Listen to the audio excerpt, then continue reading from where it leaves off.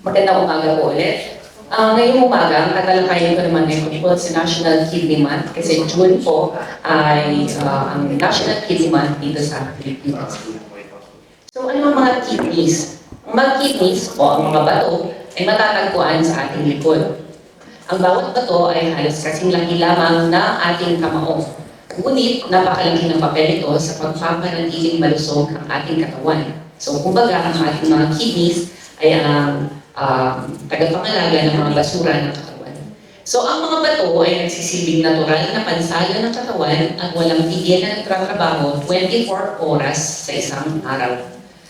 Ano naman ang kanilang mga tungkulin o ang mga trabaho ng ating kidneys? So unang-una, nagsasala ng dugo, gaya ng sabi ko kanina, upang linisin ang mga dumi at sobrang tubig sa katawan. Pangalawa, nag-aalis sila ng mga waste products at sobrang tubig sa pamamagitan ng ihi. At pangatlo, tumutulong sa pagkontrol ng blood pressure natin o yung presyon ng dugo.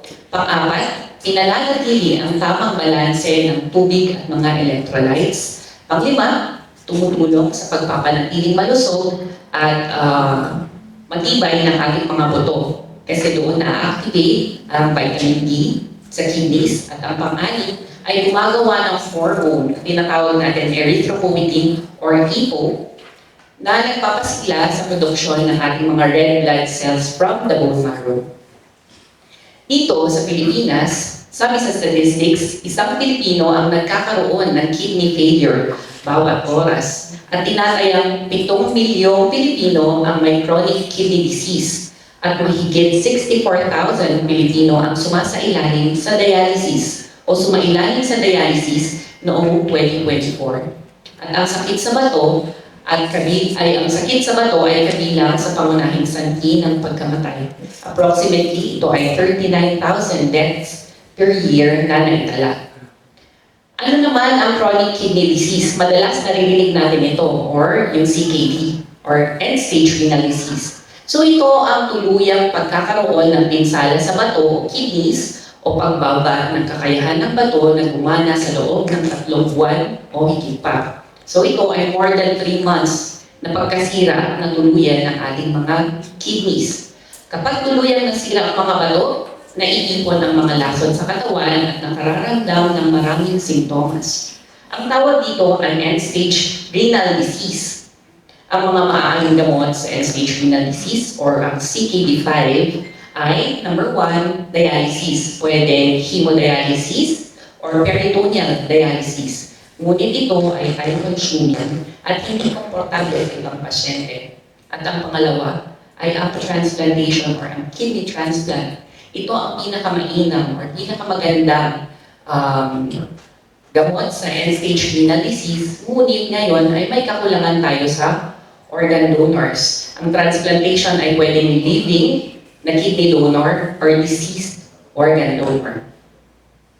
Sa Pilipinas, kung makikita natin from 2025, ang forecast ng CKD natin ay tumataas at magdodoble siya by the year 2030. At kung makikita natin dun sa may kanang bahagi ng graph, dun sa pinakailalim, nandun tayo. Ito ay ang world statistics, yung blue, yan ay ang mga pasyente na may nag-transplant.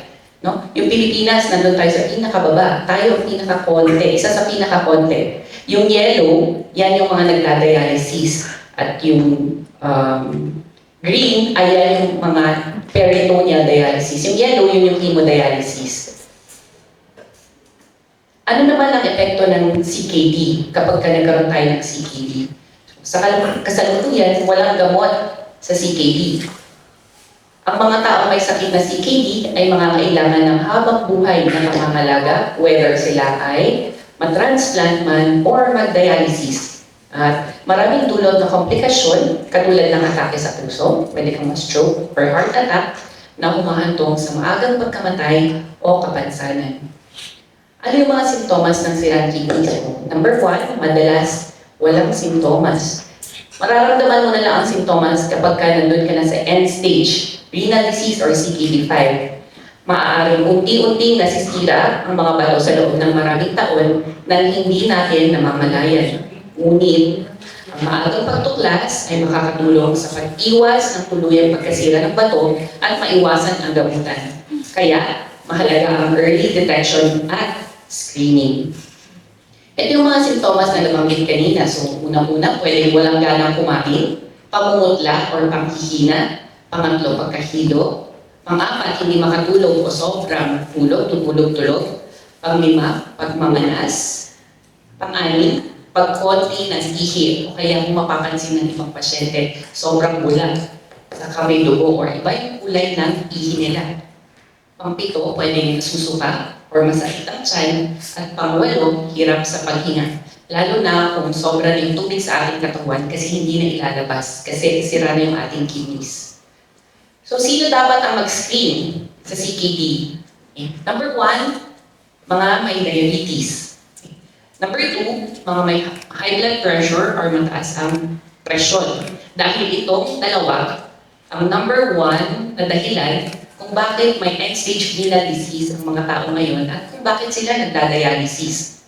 So, Cordillera, most likely ang dahilan niyan ay high blood pressure, pero ngayon, pumapantay na ang diabetes mellitus dahil sa ating lifestyle. Pangatlo, pwede rin mga may glomerulonephritis. Pang-apat, kung may family history ng kidney disease or history ng kidney stones. Pang-lima, mga obese or masyadong mabibigat. At ang pang-anim, edad more than 50 years old. Kapag mayroon kayong mga ganitong sakit, mainam na kumonsulta sa inyong doktor. Paano natin iiwasan ang CKD? Meron kaming tinatawag na 8 golden rules para sa ating kidney health. So number 1, mag-ehersisyo ng regular, approximately 30 minutes every day. Number 2, kumain ng masusustansyang pagkain or balanced diet. Number 3, i-check ang blood sugar, lalo na kung ikaw ay diabetic, para makontrol. Pang-apat, high blood pressure control. Pang-lima, uminom ng tamang dami ng tubig. Sabi nila, 2 to 3 liters per day. At ang pang-anim, huwag manigarilyo. Pang-pito, iwasan ang paggamit ng mga pain relievers. Pang-walo, or yung pain relievers, kailangan i-reseta ito ng inyong doktor. Kumonsulta sa inyong mga doktor. At ang pang-anim, magpa-check up ng regular. So ano yung mga pwedeng mga pagsusuri na mahalaga para ma-check ang ating kidneys? Unang-una, blood pressure. Pangalawa, pag-check ng sugar. Pangatlo, urinalysis. Ito ay very simple test lang na pwede natin gawin. At pang-apat, ang serum creatinine. Tandaan na una, ang sakit sa bato ay karaniwan, ngunit kadalasang walang sintomas hanggang mahuli ng lahat. Pangalawa, ang diabetes at alta presyon ang pangunahing sanhi ito. At ikatlo, ang maagang pagpapasuri ay makatutulong upang maiwasan ang dialysis. At pang-apat, ang malusog na pamumuhay ay pinakamabisang proteksyon laban sa sakit. At ikalima, huwag hintayin magkaroon ng sintomas bago magpatingin. Ang panghuli sa lahat, hindi ibig sabihin na kapag CKD ka ay automatikong dialysis. Maraming salamat po.